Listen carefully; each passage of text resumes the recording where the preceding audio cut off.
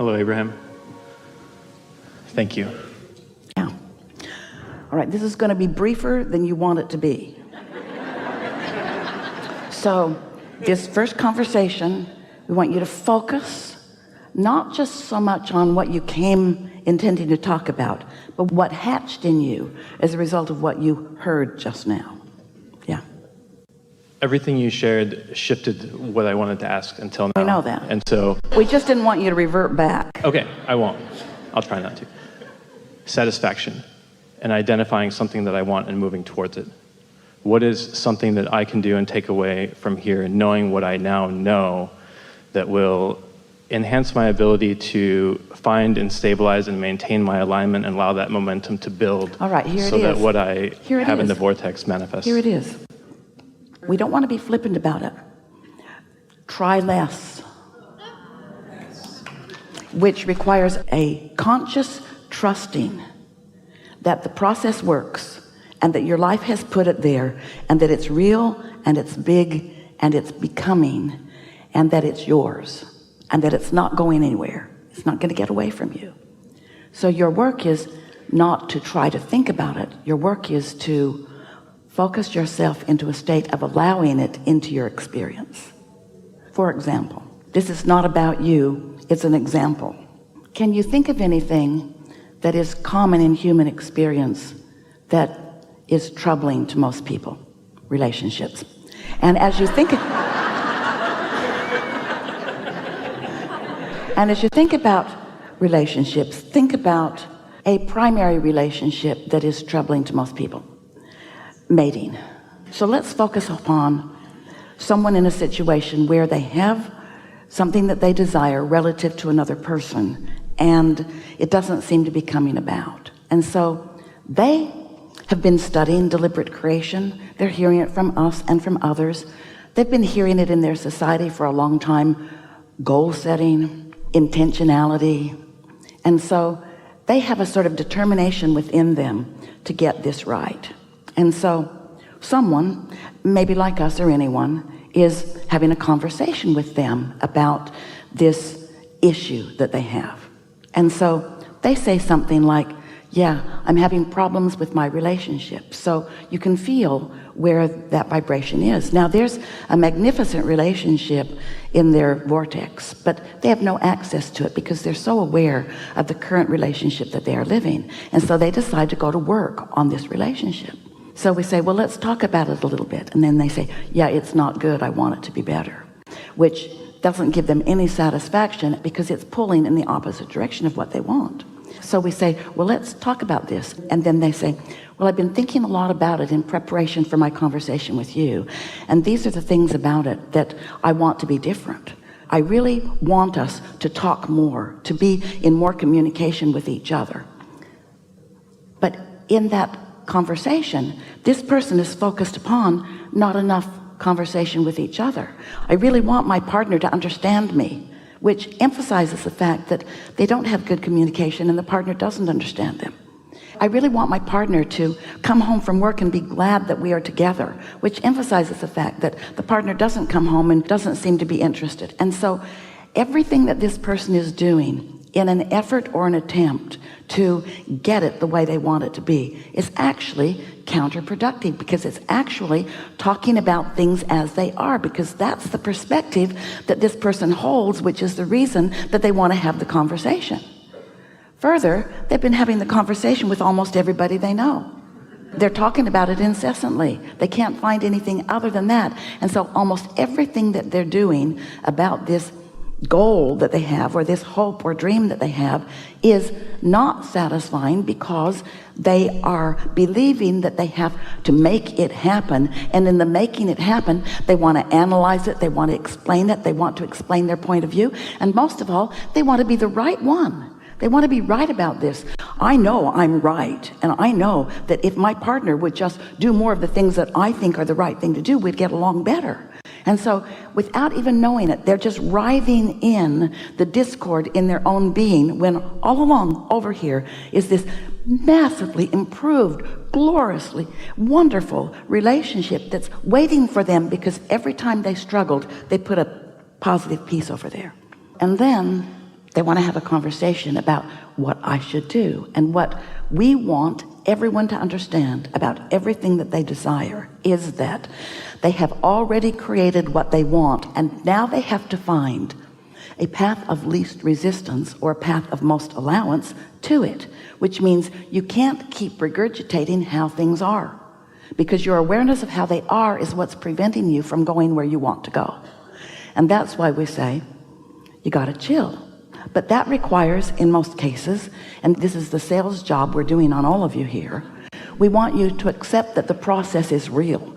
We want you to accept that you've already done that step one. You have done the asking, and that step two has been accomplished because your inner being has been all over it, and the resources of the universe and the law of attraction have already gathered all of the cooperative components, no matter what it is that you are creating, whether it's a love with someone, whether it's an empire, whether it's a big pile of money, whether it's something material. It doesn't matter what the desire is.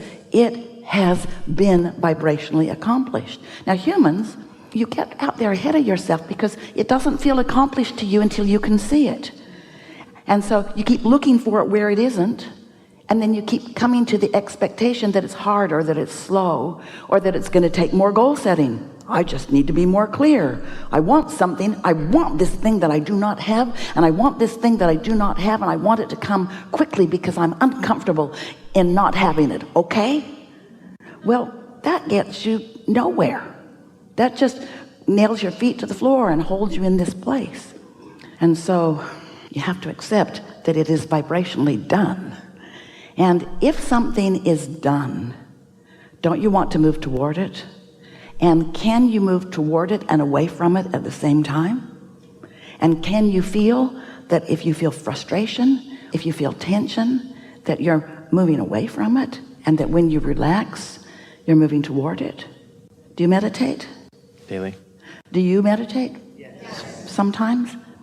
Have you ever seen a movie where the rocket ship is breaking through the atmosphere, and the G-force is so strong that you can see the tension on the faces of the bodies that you're watching moving through space? Their eyes look like they're going to bulge out, and their head looks like it's going to explode, and you can tell that they can hardly stand it. And then all of a sudden they break through, and then the relief of that tension is no longer there. That's what meditating is like. No, not quite. Not quite, but it's sort of kind of like that. Sort of kind of like that, because your goal is to quiet your mind. But when you first start to quiet your mind isn't quieted. So you have a sort of internal battle going on, because you want to quiet your mind, but it isn't. You want to quiet your mind, but it isn't. You want to quiet your mind, and it isn't. And you're so focused on quieting your mind, you can't. And so we say, listen to the air conditioner. It's so beautifully boring. You have no judgment about it. I've heard better.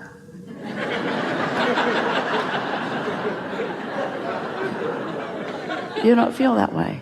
So you just let your mind relax. And at first there's a tension. There's a tension, isn't there? You know what we're talking about?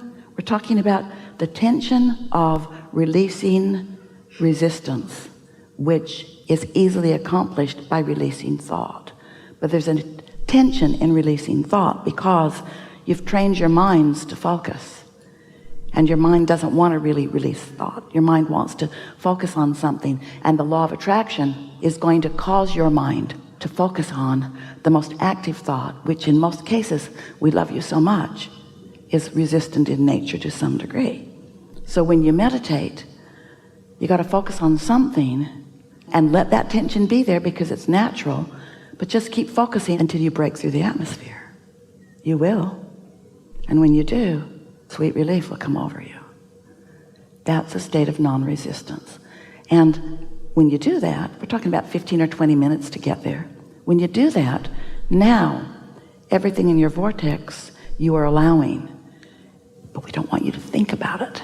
We want you to just sit in that relief, in that release, in that absence of resistance, and know, but don't know it so much that you're thinking. Just know that what's in your vortex is now calling you, and there's no resistance in you. So you're going. And as you go, Now, a thought will occur to you, an impulse will occur to you. And when it comes, think about that. But we're talking about what Esther is writing as she writes her segment of intention, as she's going to meditate. She's begun writing something like this, not the same words every time, but the same intention. I'm going to sit for 20 minutes or so.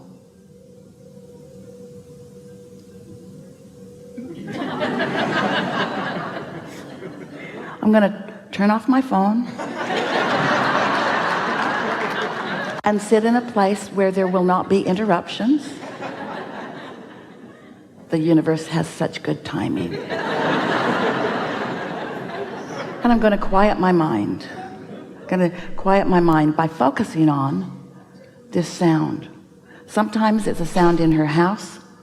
The refrigerator makes a really nice sound, the condenser. The air conditioner makes a really nice sound, but sometimes it turns on and off. So she has an app on her phone. It's the most spiritual app in the whole world. It's called Central Air. It's just this nice, steady, sort of atmospheric buzz that she focuses on. Her statement of intention is, I'm going to focus on this sound of silence, so to speak, this sound. And I'm going to allow my vibration to rise. And then this is the key word that she has just discovered recently. And this is everything that we're leading up to with you. And then I'm going to watch the movie if it happens. I'm going to watch the movie if it happens. Not, I'm going to create a movie. Not, I'm going to take this issue and I'm going to work it over good.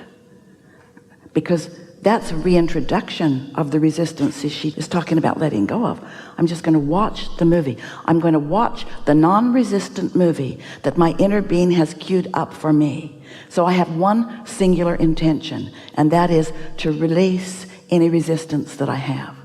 Okay, now that made perfect sense to you, didn't it? Your meditations are going to be so much more pleasurable from now on. Pleasurable and therefore powerful, but pleasurable is what we're going for. But therefore more powerful, but pleasurable is what we're going for. Because if you go for the power of it, you're going to try to create within it. If you go for the pleasure of it, you'll chill. You'll allow it to be. So you got that, didn't you? Now what we're saying to you is that's the same stance that we want you to now be relative to everything that you want, because you've done the work. You have sifted through the data. You've done step one. Source has gathered the cooperative components. Step two is done. Now your work relative to this subject is to let it be. Let it come to you. Don't try to direct it. That makes you focus in the same way that we were giving the example of. It makes you activate vibrations that are in your way. You are so close, not to this end result, to this never-ending pattern and path of results. You're not ever going to get it done. You're not ever going to get to the end, but you're going to have so much pleasure as the universe says, here you go. And you say, I see that. And then the universe says, here you go. And you say, I see that.